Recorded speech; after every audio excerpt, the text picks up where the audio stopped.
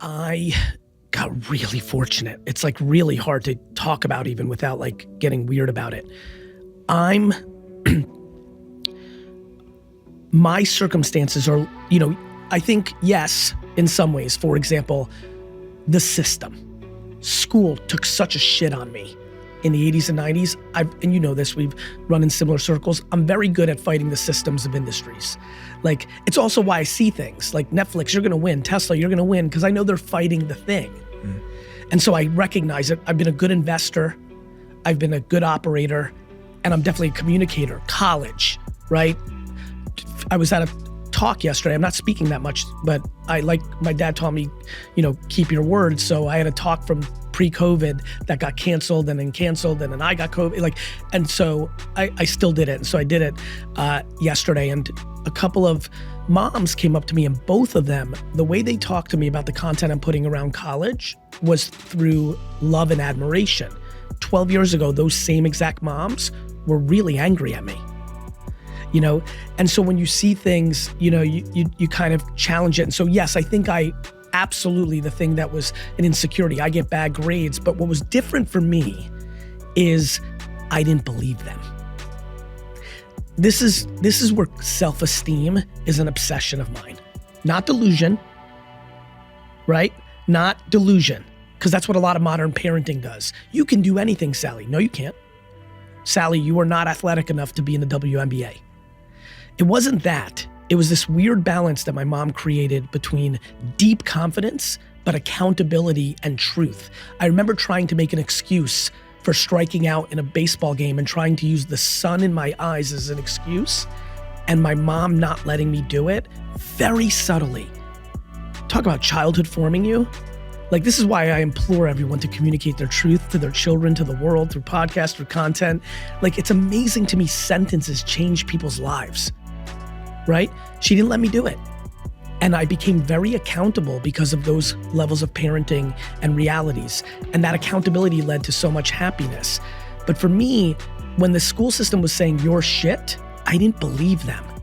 And so I watch a lot of people being driven by hurt, and I can sense that I'm driven by love. I just sense it.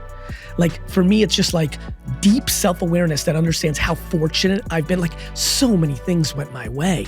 The mom of the century, being able to leave the Soviet Union in this little window in the 72 years that the Soviet Union dictated people's life. And to remind everybody, this is something most Americans and Westerners don't understand. The Soviet Union was like North Korea. It wasn't like Iran. Iranians right now are able to leave Iran and go to Turkey, wherever their passport is taken. They can't go everywhere, but Turkey takes their passport, Dubai takes their passport. The Soviet Union that my family grew up in was North Korea. You were not allowed to leave.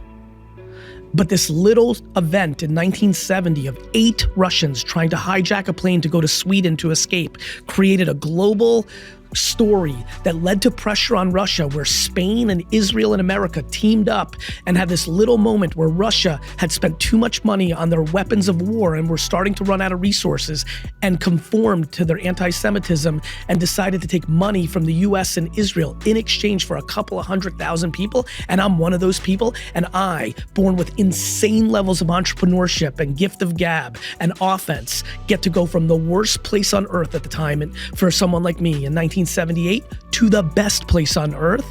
Fuck. And then getting all love, but not delusion. And so by 10, being in the grit of studio apartment with tons of family members in Queens, all shit, but being 10 years old and having little, but being happy as fuck and being loved insane. And now a 10-year-old me realizes that money has no impact on happiness. I was built to win. And so I agree with you. I see it in so many of my friends. I always say the 2 ways to build something insane is deep, deep insecurity turned into fuel, or deep, deep, deep levels of confidence turned into fuel. In confidence building, too many people go too far and they go into that 8th place trophy delusional place, and then kids don't believe you. I'm gonna be very transparent. I've already sensed that with one of my children where they're calling my bluff on it. I'm like, fuck, it's true. I played AJ much harder in every sport than I'm playing Xander. That's the facts. And so I'm already adjusting my damn self. Xander's your child. Yes. Good boy. So one, it's don't let it be delusional. The whole you can be anything. You can do anything you want. You can be anything you want. You just might not be the best at it or great at it. You can be a musician. It doesn't mean that you're going to be a financially successful enough musician to pay for your household. Or if you want to be, you can. You're just going to have to live humbly and live your passion, which I think is going to be the conversation in 100 years. I believe the evolution of you and I, and a lot of people listening, is a lot more people making $61,000 a year doing exactly what has them on fire and living, this is a big part, and living within the means of that 61,000. But that's a different conversation for a different day. So number one, watch out for delusion. Number two, you can't be the only source of positive reinforcement. Had I never gone outside and my mother did everything she did, I don't think I am who I am. The other part that made me was ringing doorbells and having 81 people say, no, kid, I don't want you to wash my car. And having 6 of them say, yes, kid, I do want you to wash my car for $5. I think what also made me was standing on a lemonade stand for months in my life, 2 days here, 3 days here, 5 days here, months of my life from 6 to 13, and watching 99.9% of the cars drive by my stand and not react to my great steins and not stop and buy my lemonade.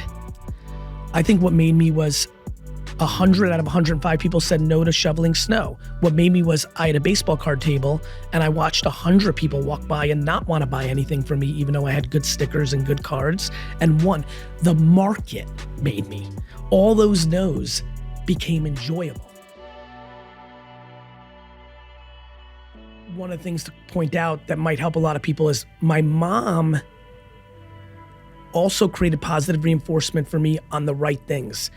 When I think back to what she positively reinforced, it was not when I get the occasional B in history as a DNF student, which would be logical. This is the first time I'm ever saying this publicly. It's the first time I've had a clear thought on it.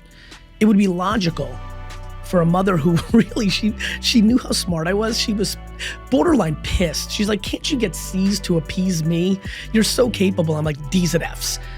Why she didn't positively reinforce the B's I got in history, which was the one class I paid attention to, is actually a very interesting insight. She didn't reaffirm a subjective machine that wasn't built for me. What she reaffirmed and built confidence in me was how nice I was to everyone. When I think of my 47-year-old self, I am the byproduct of two energies. I'm a successful entrepreneur, which is what the world taught me. And for the people that know, they know, like especially the people that really know, they know how nice I am. Like, you know this, you've been on, you know a lot more about me in subtle little, what I love about you is you're smart. So I know I can say this, you know. Yeah, I know, yeah. Right? And we've had lots of dealings over the space of 5 years. Yeah, right? Yeah. In every subtle way. Yeah. In every subtle way. We've theoretically competed. There's been moments where I could or couldn't come, what I love about this is, you know. And I've always said that when I go into the grave, so many people are gonna know me that as long as the people that actually know me feel what I want them to feel, there are people who today don't think I'm a great dude, and it's off of one clip that somebody wanted to use me to do a split screen to build themselves up because they're in the business of tearing people down to build their building. And that doesn't bother me. Actually, it's I actually have incredible compassion for that person.